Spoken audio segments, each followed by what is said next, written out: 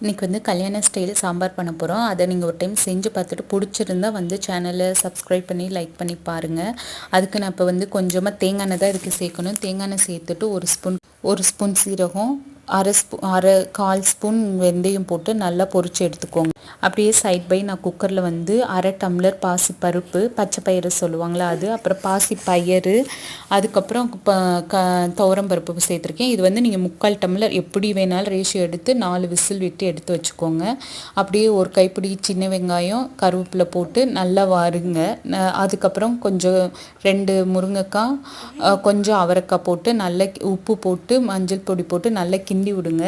ஏன்னா மஞ்சள் பொடி போடும்போது கலர் மாறாமல் இருக்கும். அதுக்கப்புறம் பச்சை கலரில் இருக்கும் காயெல்லாம். அதுக்கப்புறம் உப்பு சேர்க்கும்போது காயில் நல்லா இறங்கியிருக்கும்.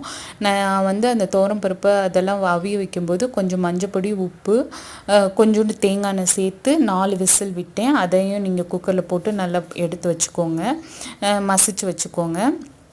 சொல்லும்போது சேர்க்கலாம். இதை நல்லா கிண்டி விடுங்க. கிண்டி விட்டு மூடி போட்டு மூடி வச்சிருங்க. ஒரு 5 நிமிஷம் கழித்து திறந்து ஒரு 3 தக்காளி, எவ்வளோ வேணாலும், நான் வந்து 3 தக்காளி தான் எனக்கு ஃப்ளேவர் பிடிக்கும், அதனால் 3 தக்காளி சேர்த்துருக்கேன். அப்போ தான் டேஸ்ட் நல்லாயிருக்கும். 3 தக்காளி சேர்த்து நல்லா கிண்டி விடுங்க. கிண்டி விட்டுட்டு அதுக்கப்புறம் திரும்ப தக்காளி மசிறதுக்கு ஒரு 4 செகண்ட் மூடி வைங்க. அப்போ தான் அதில் தக்காளி எல்லா டேஸ்ட்டும் அதில் ஒட்டி வரும். அந்த காயிலெல்லாம் சாப்பிடும்போது நல்லாயிருக்கும். உப்பு போட்டு அந்த தக்காளி மசிற அளவுக்கு போட்டு நல்லா மூடி வச்சுருங்க. மூடி வச்சுட்டு ஒரு 4 செகண்ட் கழித்து திறந்து பாருங்கள்.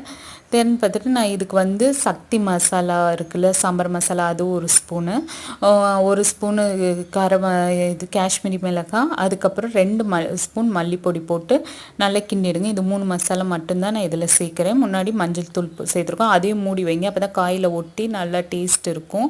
ஒரு 2 செகண்ட் மூடி வச்சுட்டு அப்புறம் திறந்து நல்லா கிண்டி விடுங்க.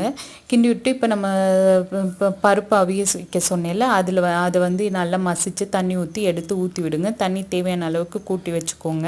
இப்போ உப்பு, உரப்பு, புளிப்பு எல்லாம் பாருங்கள். இன்னும் நான் புளி கரைச்சி ஊற்றலை. புளி வந்து நெல்லிக்காய் சைஸில் தான், சின்ன நெல்லிக்காய் சைஸில் கொஞ்சமாக போடுங்க புளி. நான் போட்டுட்டு நல்லா கரைச்சி ஊற்றுங்க. அதுக்கப்புறம் நான் தேங்காய் நல்லா பூ மாதிரி அரைச்சி வச்சுருக்கேன். அதில் 2 ஸ்பூனும் 5 பூண்டு தட்டி வச்சுருக்கேன், அதையும் போட்டு நல்லா கிண்டி எடுத்துருங்க. கிண்டி எடுத்துட்டு சைடில் தேங்காய் எண்ணெய் ஊற்றி வெங்காயம் வடகம் போட்டு கருவேப்பிலை போட்டு வறுத்து எடுத்துருங்க. வெங்காயம் வடகம் எல்லாத்தையும் விட்டுருங்க, அதை போட்டுருங்க. அப்புறம் நான் 7 சொட்டு லெமனும் கொஞ்சோண்டு கொத்தமல்லியும் போட்டு நல்லா கிண்டி எடுத்துருங்க. சூப்பராக இருக்கும். இந்த சேனலில் நிறைய டிப்ஸ் இருக்குது. நீங்கள் இதை சப்ஸ்கிரைப்